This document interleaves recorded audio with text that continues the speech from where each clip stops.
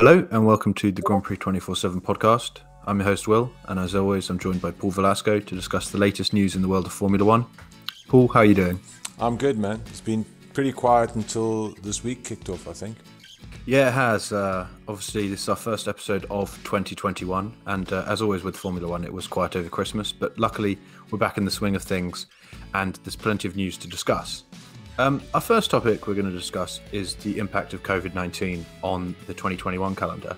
I wrote on Sunday on the website about the fact that we probably shouldn't rule out the fact that this season, like 2020, will be largely impacted by the pandemic. We'd already heard that at that point that the Australian Grand Prix was in doubt, and now it seems that the Chinese Grand Prix 2 is also in doubt.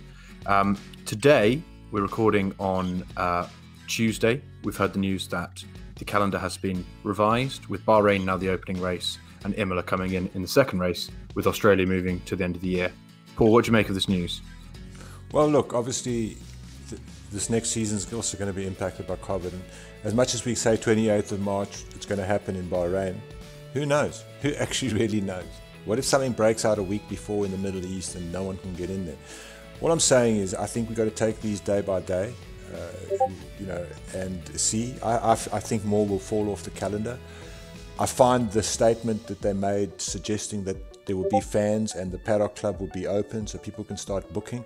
I find that a bit hard to believe, to be honest, because how can they even think of that? Could they hold such a race now? So what makes them think they can hold it in November or whatever? You know, Australia's in November and they're hailing at this amazing thing. And I get it, we all got to remain positive. But the reality is that they can't guarantee that date either, because that's the way it goes, you know. So I'm very pessimistic about it. I don't want to be that guy. But honestly, I don't think anyone can actually pen any date into any calendar on any sport as the landscapes is right now. No, I completely agree. It's what I wrote on Sunday. I just think that maybe Formula One was being a bit ambitious with 23 race calendar. Obviously, they're still expecting 23 races to happen, but as we saw last year, it can be completely ripped up, and it's going to be unprecedented, as we saw. I think the second big news item is the news that the Renault team principal Cyril Abiteboul is to leave the team with immediate effect. Obviously, Renault is transitioning into Alpine this season, and it seems that the little bit of a shake-up they've had there has left Cyril on the outside. Paul, what do you make of this news? Yeah, we ran the story that you put up of his leaving Renault. I must say it caught me totally off guard. It's no secret, I don't think Cyril was the guy for that job. He just sort of treaded water there. He didn't take the team anywhere, and the site has more than once questioned his ability to take Renault to where it deserves to be, and that's right at the front. So I really thought he was going to lead the whole thing. I don't know, there's no information coming out why he's been, I would say, I don't know if he's been sacked or if he left. Normally when there's such little notice, there's been some sort of disagreement, which cues in, guess who? Fernando Alonso. Okay, Fernando arrives in the team and within 6 months the boss is gone. I mean, you know, so there we go. You know, that's already big stuff happening there, and they're going to morph into Alpine. It's just very interesting. I don't know where that came from. It was straight out of left field, and I think what Cyril has to say about his dismissal or departure, was he pushed or did he walk? I think that's the big question, and it'd be interesting to know how Fernando and his whole cabal that he's moving in there had to say about this, and also, you know, if they actually instigated it. So very intriguing times in France. Our next story is one that Paul really headed up, and I think it's a credit to some of our readers to bring this to our attention. And basically that was regarding the Canadian Grand Prix, with fans who'd bought tickets for the 2020 race not actually receiving their refunds. We were contacted by a guy called Warren, and he gave us the email contact he'd had with the Canadian Grand Prix organisers. And Paul did this story. It's an interesting one, isn't it, Paul? And something that is really important, because obviously people have spent a lot of money on coming to these events. Well, yeah, and if you see the day, it was 9th of January, it was a Saturday.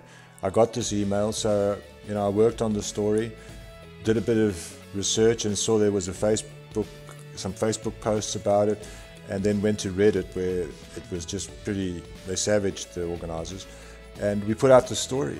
And lo and behold, literally hours later, although we only got de Monteur's reply up a day later, it was within hours he had replied, and I found that pretty amazing, and it was a gesture of goodwill. I know some guys in the comments said, why am I praising him?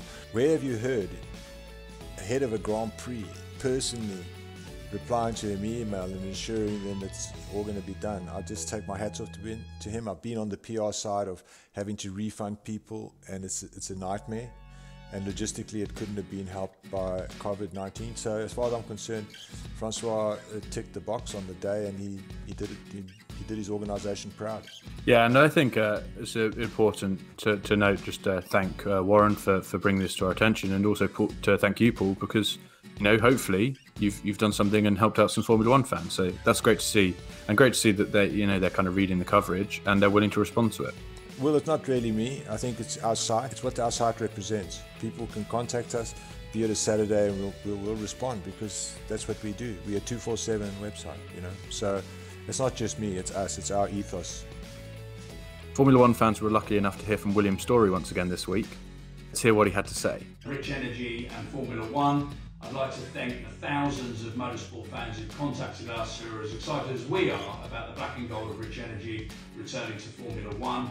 As you know, in 2018 I signed a deal for Rich Energy to become the title sponsor of Haas, and in 2019 Rich Energy Haas Formula One competed with Ferrari engines in Formula One.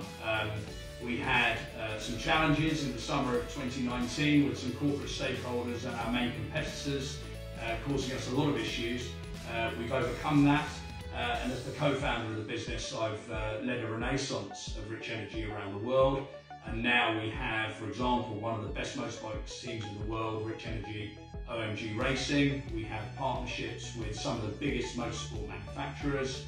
And we now have some of the fastest men in the world as ambassadors, in addition to ambassadors in many other sports. So that includes, for example, Álvaro Bautista, the Spanish World Superbike superstar. We have James Hillier, the TT legend, racing for Rich Energy in the Dakar Rally. And we have, among others, Davo Johnson, the Australian TT winner, representing Rich Energy in road racing. We're very, very excited about coming back to Formula One, and we look forward to really being very competitive at the pinnacle of motorsport. And I thank all the supporters for their interest in what we're doing.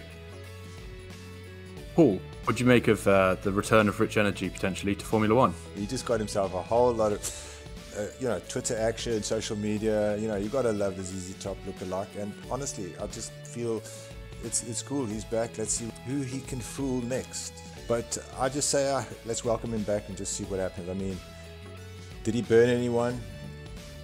Haas don't seem to have moaned too much. So yeah, I mean, he's just a good laugh. Yeah, he is someone who's always bringing drama, and his role within the organisation itself is incredibly interesting. I think at one point he had the Twitter account taken off him, but yeah, I'm just fascinated to see how this goes, and having a bit of Rich Energy drama back in our lives is can't be a bad thing. Will, just before you go, I'm going to ambush you with some product placement. Click on History is Relevant banner on the side there, please. And that's our new project. And if you look through our new project, we've got some very interesting things that I think Formula One fans would really appreciate. Not just Formula One fans. We have off-road. It's our tip to Motorsport Magazine. Motorsport Magazine is the godfather of historic motorsport and even modern motorsport. And this is our website version with a bit of a Grand Prix 247 feel. Every day we'll tackle what happened on that day. And interestingly, the Fittipaldis, Emerson at the 1975 Brazilian Grand Prix. He won it, and his brother qualified last in a Copersucar. Quite an astounding looking car for the time. It was dead slow, and believe it or not, Emerson left McLaren after winning the World Championship to join Copersucar. which was basically the end of his career in Formula One as a front runner. So that's an interesting day. And if you look on here, look at the Lotus Glory years, fascinating story about Colin Chapman and the four guys that launched a dynasty, honestly, with Rindt winning the World Championship posthumously in 1970. The whole of the 70s was about Colin Chapman. So if you're into a bit of nostalgia, there's always relevance in history, and I think you can learn a lot. I've been enjoying some of those stories myself, Paul, and it is edited by a veteran driver and journalist in Michele Lupini, and he's always a great read for anyone interested in the history of motorsport. So if you want to read any of those stories, just please go to grandprix247.com/legends. Well, thanks very much for listening to another episode of the Grand Prix 24/7 podcast. As more things happen, we'll be on the news as we always are. And please do visit the site grandprix247.com for all the latest news and opinion. We'll be back next week, and we'll speak to you then. Bye-bye.